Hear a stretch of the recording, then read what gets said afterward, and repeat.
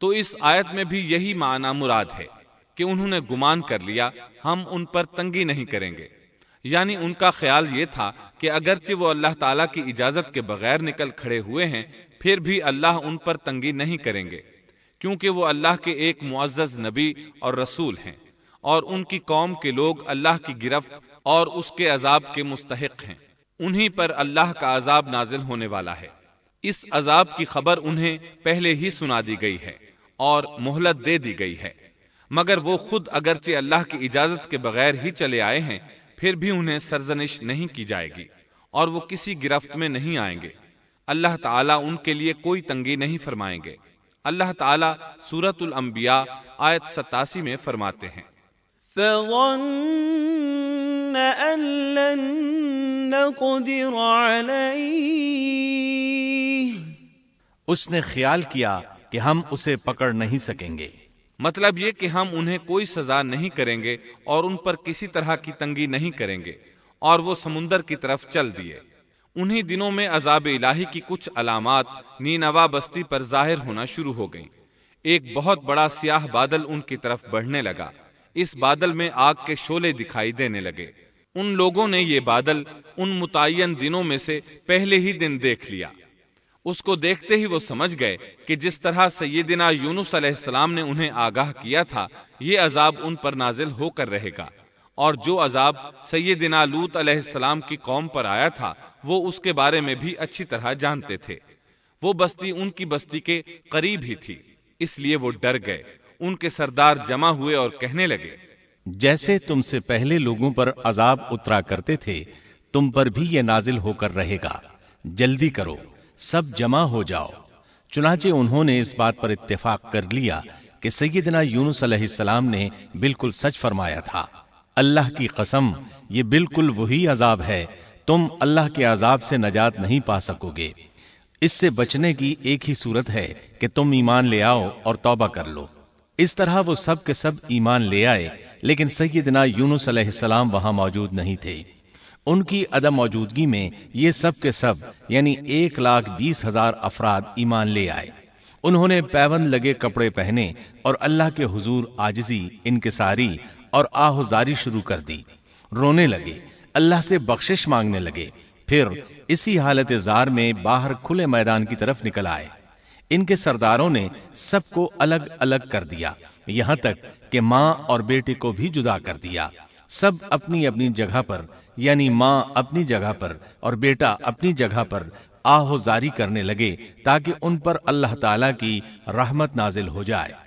یہ عذاب 3 دن تک ان کے سروں پر منڈلاتا رہا، اور یہ بھی مسلسل آہوزاری کرتے رہے، اپنی عاجزی ظاہر کرتے رہے، معافیاں مانگتے رہے۔ آخر کار اللہ تعالیٰ نے ان پر رحم و کرم فرما دیا اور عذاب کو ان سے پھیر دیا۔ اللہ تعالیٰ سورہ یونس آیت 98 میں فرماتے ہیں، فلولا كانت قرية آمنت فنفعها إيمانها إلا قوم يونس، چنانچہ کوئی بستی ایمان نہ لائی کہ ایمان لانا اس کے لیے فائدہ مند ہوتا سوائے یونس کی قوم کے۔ مطلب یہ کہ سابقہ امتوں میں سے کسی کے بارے میں یہ سننے میں نہیں آیا کہ پوری قوم ایمان لے آئی ہو۔ تمام بستیوں میں ایک بھی بستی ایسی نہیں تھی، بس ایک یونس علیہ السلام کی قوم ایمان لے آئی۔ اللہ تعالیٰ سورہ یونس آیت 98 میں فرماتے ہیں، لما آمنوا كشفنا عنهم عذاب الخزي في الحياة الدنيا ومتعناهم إلى حين۔ جب وہ ایمان لے آئے تو ہم نے رسوائی کے عذاب کو دنیاوی زندگی میں ان پر سے ٹال دیا اور ان کو ایک وقت تک کے لیے زندگی سے فائدہ اٹھانے کا موقع دیا۔ مطلب یہ کہ ہم نے انہیں دنیاوی زندگی کا لطف اٹھانے کا موقع دیا۔ اب اس قوم پر قیامت کے دن تک عذاب نہیں اترے گا۔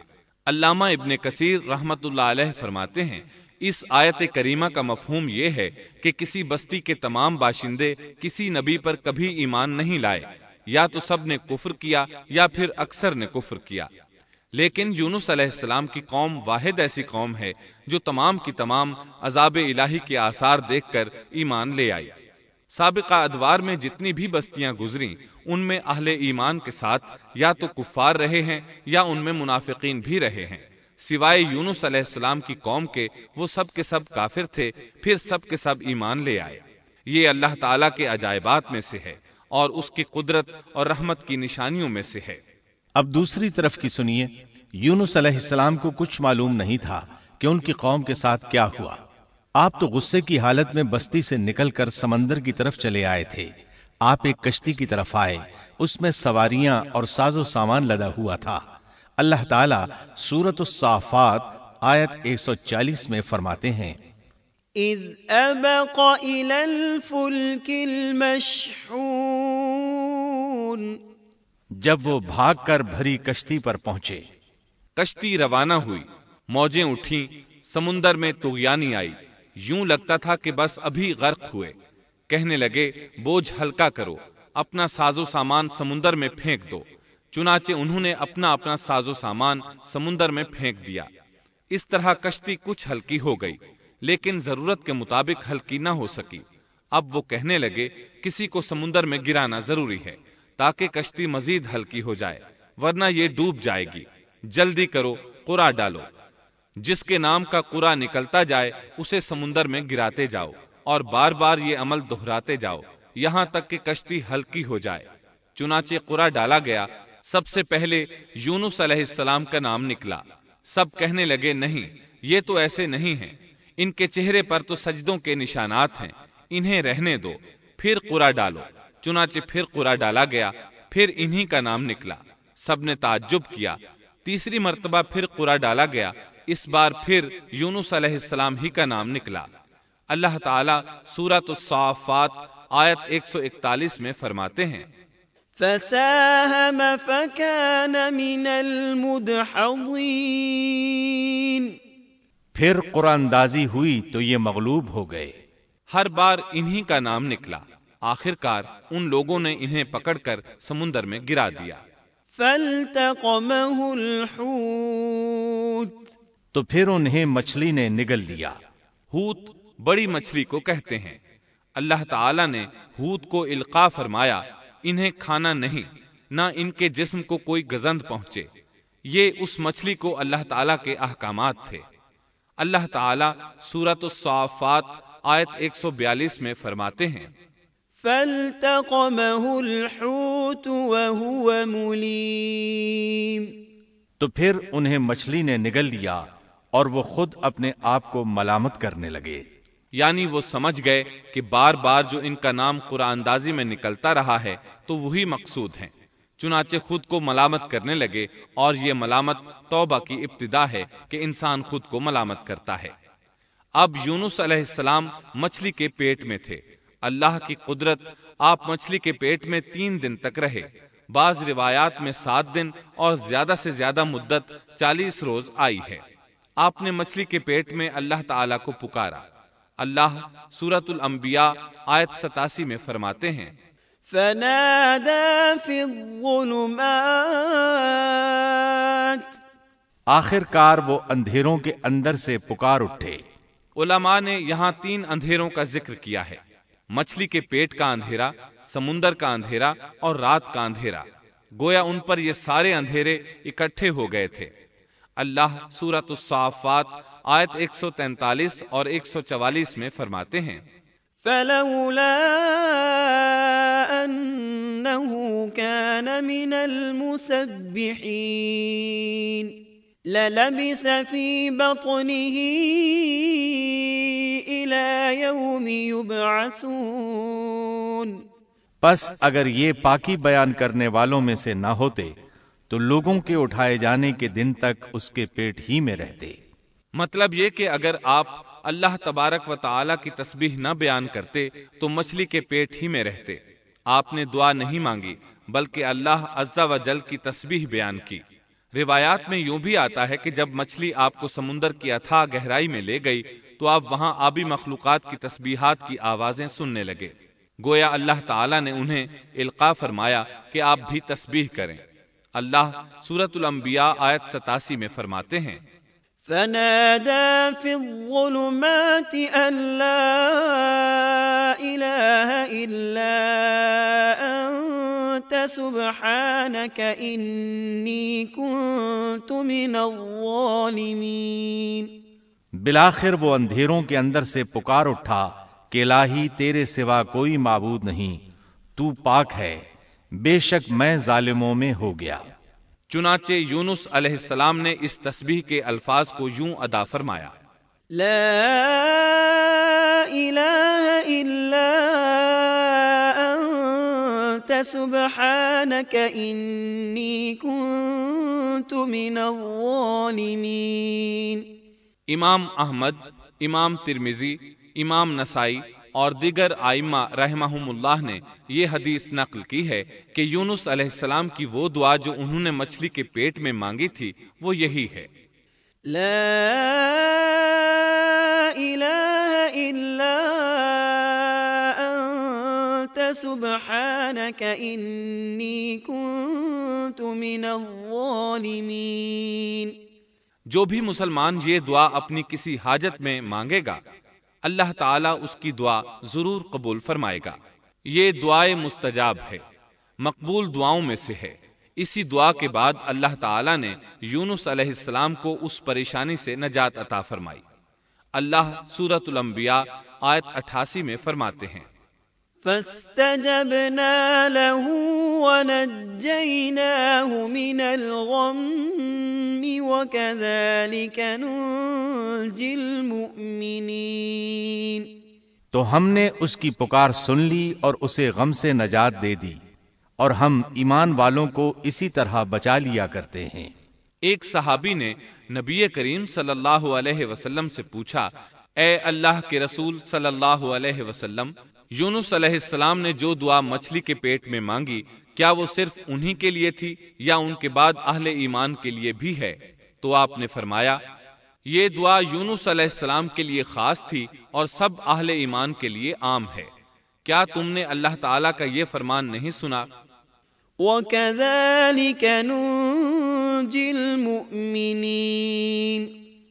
اور ہم ایمان والوں کو اسی طرح بچا لیا کرتے ہیں۔ جو بھی اس دعا کو پڑھے گا اللہ اسے رنج و غم سے نجات دیں گے۔ ایک قول کے مطابق تقریباً 40 روز آپ کی شب و روز یہی دعا رہی۔ اس مدت کے ختم ہونے پر اللہ تعالیٰ نے آپ کی دعا کو قبولیت بخشی۔ مچھلی ساحل پر پہنچی، انہیں کنارے پر ڈالا اور واپس چلی گئی۔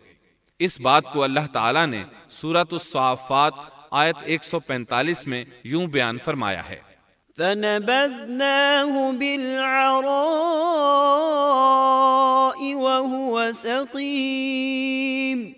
پس اسے ہم نے چٹیل میدان میں ڈال دیا اور وہ اس وقت بیمار تھے۔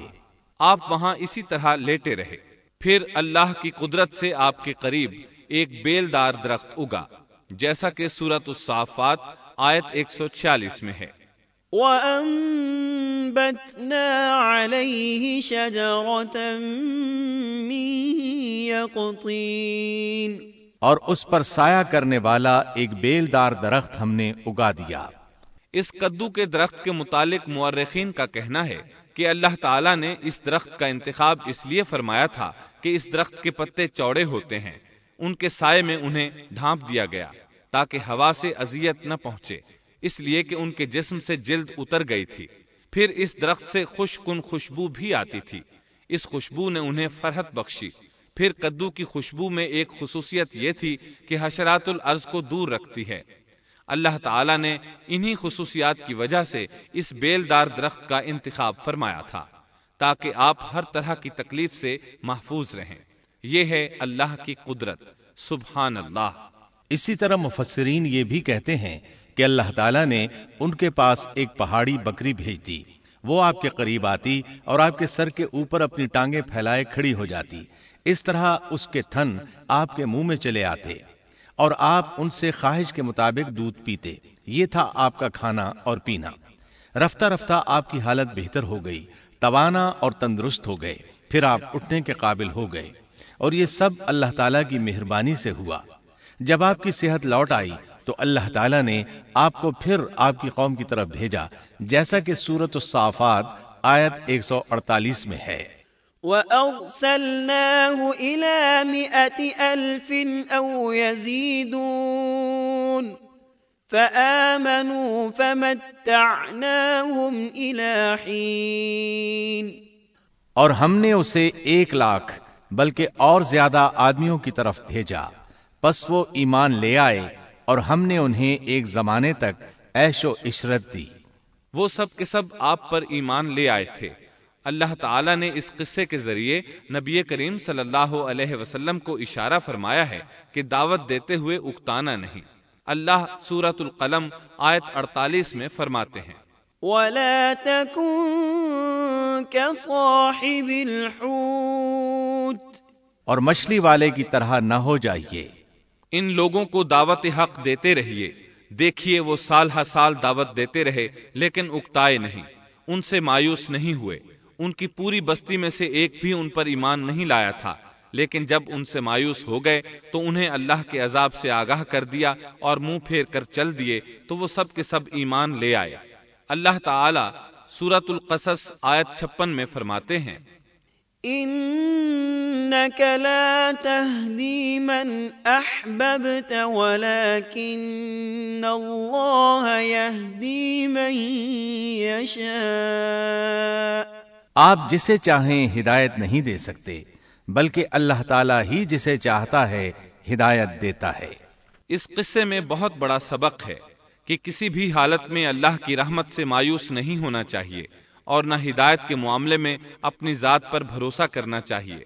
ہدایت تو بس صرف اللہ تعالیٰ ہی کی طرف سے ہے۔ آپ کے ذمے تو پیغام حق پہنچا دینا ہے۔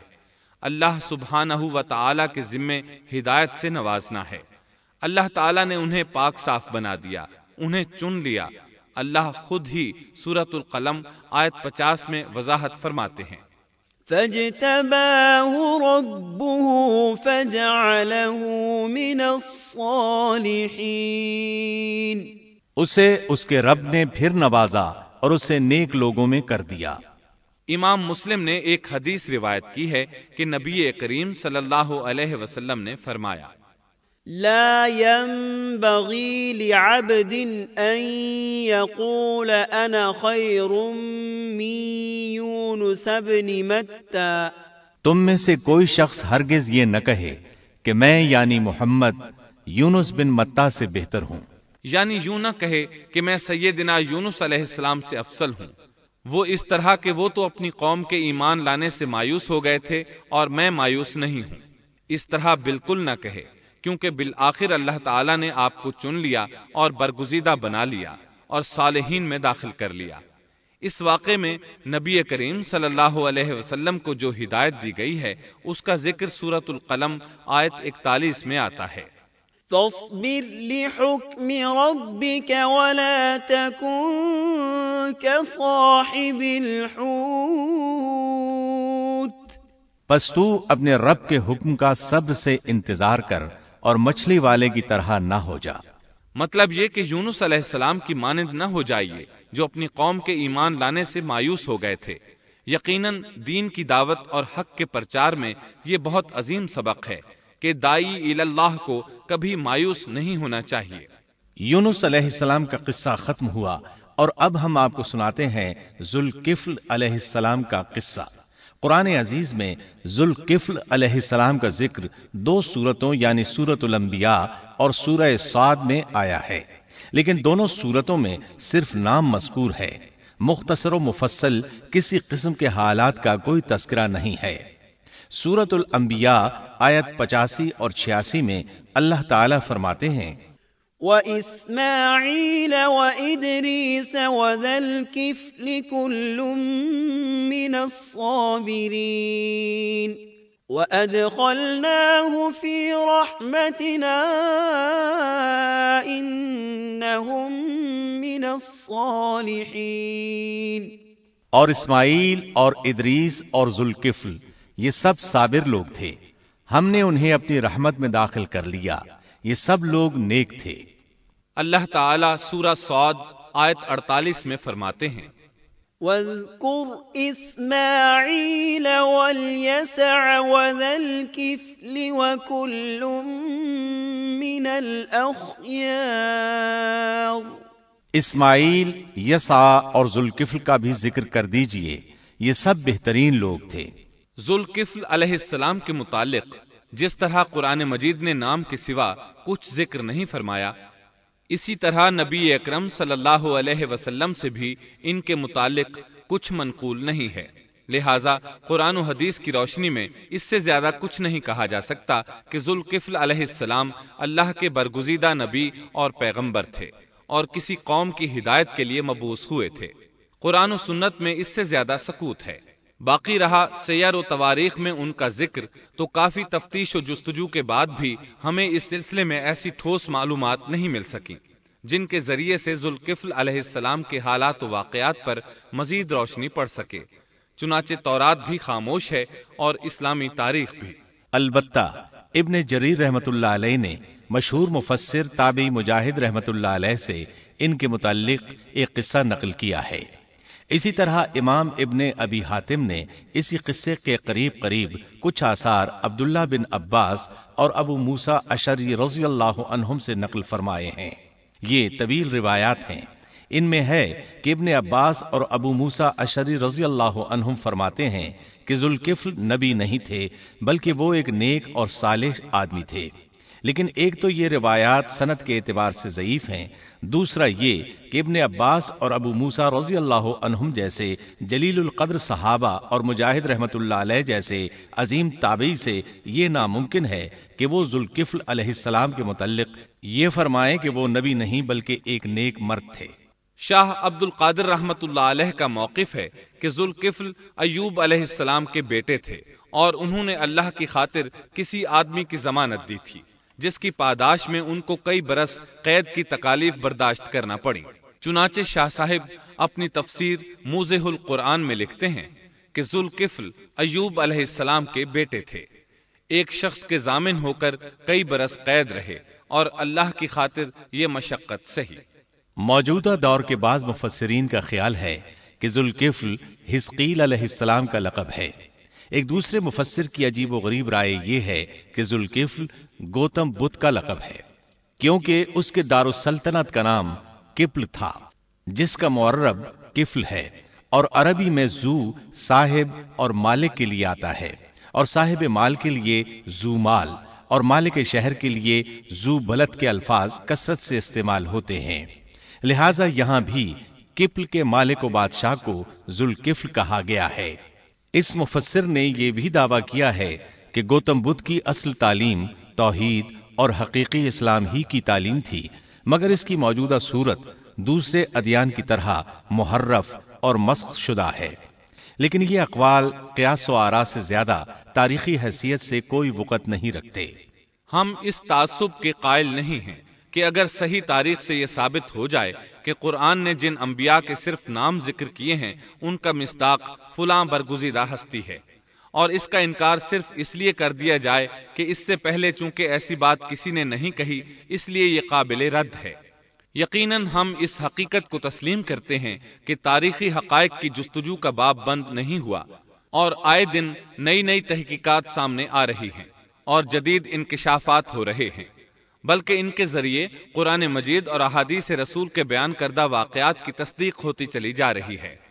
ملحد و بے دین لوگ ان کا انکار اس لیے کرتے اور کرتے آ رہے ہیں کہ تاریخ اور فلسفہ ان کا ساتھ نہیں دیتے، لیکن اگر قرآن کریم کی بیان کردہ کسی ہستی کے متعلق مزید انکشافات روشنی میں آئیں تو ہمارے لیے انکار کا باعث نہیں بلکہ مخالفین پر مزید حجت اور دلیل ہیں۔ لیکن اس حقیقت کے اقرار کے باوجود اس سے یہ بھی لازم نہیں آتا کہ کسی واقعے کے متعلق کوئی شخص اگر محض اپنے وہم و گمان اور قیاس و انداز سے بے دلیل کوئی بات کر دے تو ضرور اس کو مان لیا جائے۔ چنانچہ ذوالکفل علیہ السلام کو گوتم بدھ قرار دینا ابھی تک اس سے زیادہ کوئی حیثیت نہیں رکھتا۔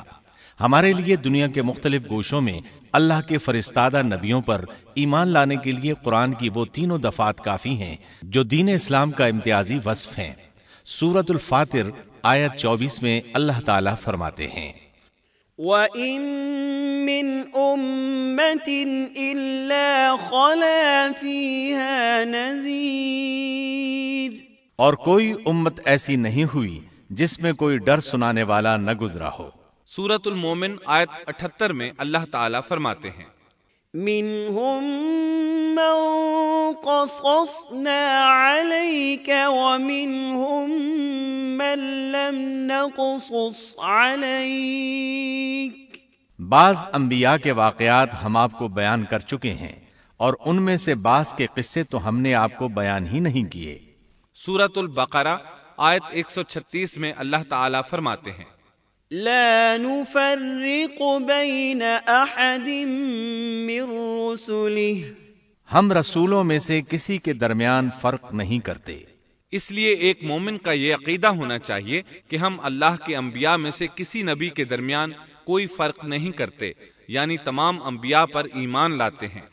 اس صاف اور واضح عقیدے کے بعد اگر ہمارے سامنے کسی ملک اور کسی خطے کے انبیاء اور رسول کے واقعات نہیں بھی آئے تو اس کے اسباب و وجوہات اور ہیں، لیکن جہاں تک ان پر ایمان لانے کا تعلق ہے وہ اختصار سے بھی کافی ہے، اور ان کی تفصیلات سے آگاہی ہماری رشد و ہدایت کے مقاصد یعنی اللہ پر ایمان اور نیک اعمال کے لیے ضروری نہیں ہے، خصوصاً جبکہ اللہ تعالیٰ نے ہم پر یہ حقیقت بھی قرآن مجید میں واضح کر دی ہے کہ نبی اکرم صلی اللہ علیہ وسلم خاتم النبیین ہیں اور تمام سچے ادیان کی صحیح اور حقیقی تعلیم کی تصدیق کر کے ان کو بلند درجات کے درجہ کمال تک پہنچانے والے ہیں، جیسا کہ سورۃ المائدہ آیت 3 میں اللہ تعالیٰ فرماتے ہیں اليوم أكملت لكم دينكم وأتممت عليكم نعمتي ورضيت لكم الإسلام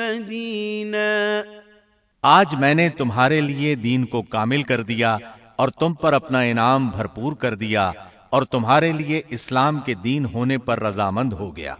خلاصہ کلام یہ کہ ہمیں یہ تسلیم ہے کہ ہندوستان میں بھی اللہ کے سچے نبی اور پیغمبر مبعوث ہوئے، بلکہ سیرت نگاروں کی روایات کے مطابق ابو البشر آدم علیہ السلام اسی ہندوستان کے کسی گوشے میں اتارے گئے، لیکن جب تک قرآن و حدیث کی صراحت یا تاریخ کے صحیح دلائل و براہین سے یہ ثابت نہ ہو جائے کہ ذوالکفل گوتم بدھ کا لقب ہے، محض قیاس و آراء کی بنا پر ہم اس کو تسلیم نہیں کرتے، کیونکہ جس طرح کسی نبی کو نہ ماننا کفر کی راہ ہے، اسی طرح کسی غیر نبی کو نبی تسلیم کرنا بھی باطل ہے۔